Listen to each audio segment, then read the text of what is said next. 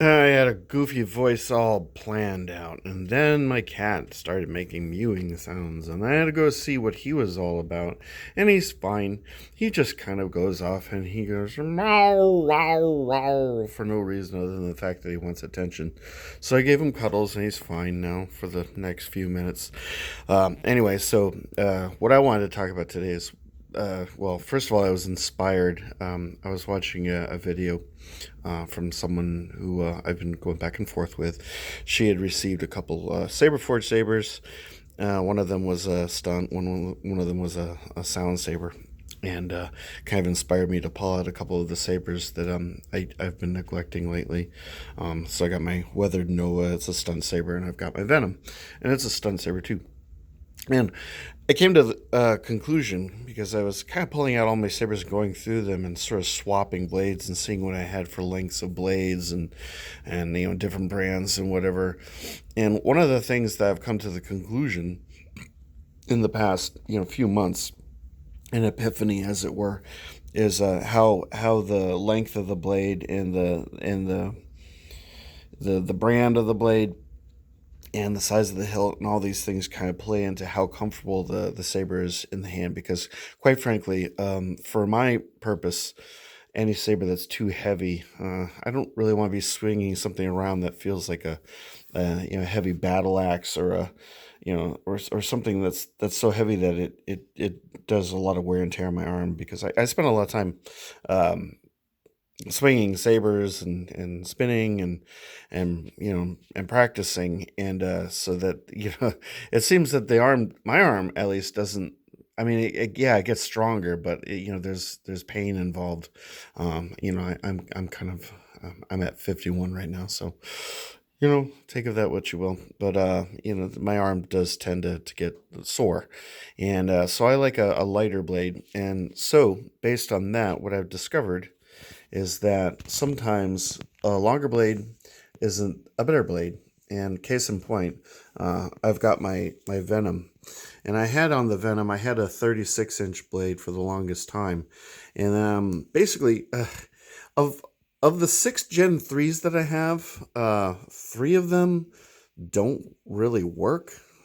So basically, I repurposed the blades, from those to elaborate, because I know how everyone's into the Gen 3s and the Gen 4s. So I have two of my sabers, my progenitor and my what's the other one? My Ranger. The sounds are so wonky that I don't really use them. And then I have my Aggressor, which was a really, really reliable saber. All of a sudden, the clash doesn't work on that, or the swing sounds, rather. Everything else works, but the swing sounds are just dead on it. And so that leaves me with three Gen 3s that are functioning, but I don't really use them because I'm afraid that they're going to die. So just take that as a PSA. I think I'm kind of I think I'm off the eco line train, at least until I receive the two sabers that I have on order. If those don't pan out, then I'm done. Then I'm not going to order anymore, because the electronics just aren't there. And I'm considering sending. I have about four sabers I have to send into Saber Forge, and I'm honestly considering sending them all into saying you need to fix these because this is just not right.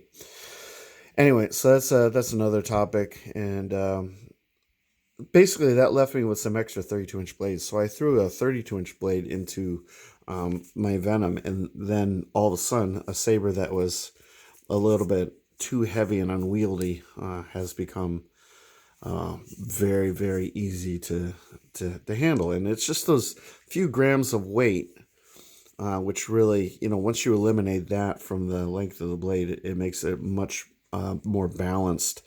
And balance is kind of the key to having a saber that you can actually duel with if you're inclined to, because you need to be able to move the blade around quickly. If you're kind of swinging it around and lumbering a bit, you're not going to be quick enough to block. You're not going to be quick enough to strike or parry or dodge or basically be an effective combatant. So it really helps to know what blade you have on it. Now the Infinity V4 blades, I find or at least where the 36 inch is concerned. It's just an extremely heavy and unwieldy thing, and I'm just not strong enough to consistently wield one of those and have it be competitive.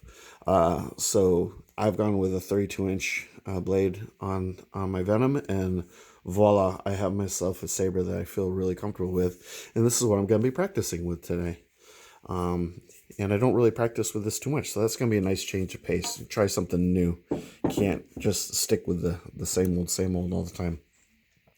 Conversely, I thought about taking my Nova stunt, and I was inclined to pull out my Nova simply because I just recently purchased a Champion Edition Nova, the black finish.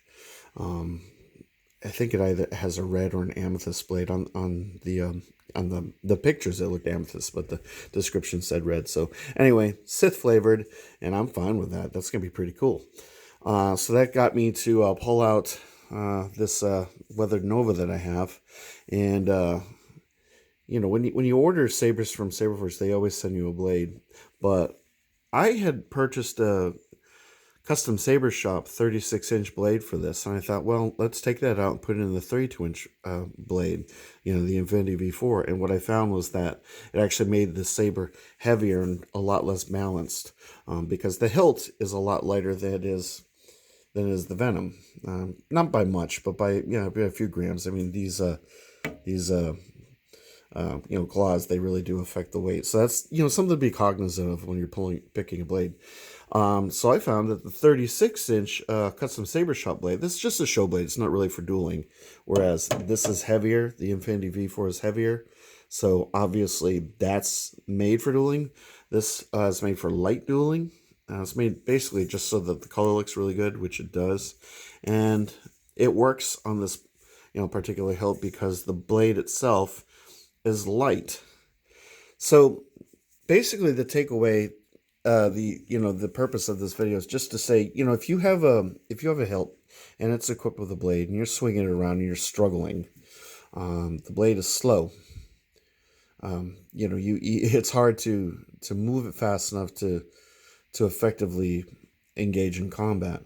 You might want to consider your options, which would be either using a different brand of blade, or changing the length up, or just making some kind of alteration to kind of, what you're striving for essentially is maneuverability, balance, and comfort, and you don't want to be struggling. So these are things that I'm becoming aware of as I move along in my journey within the saber community. Give you another, for instance, I have two Kyberlights. I have one Kyberlight with a Suba on it, so it's rather heavy. That's my standard. And I currently have a 36-inch blade on that.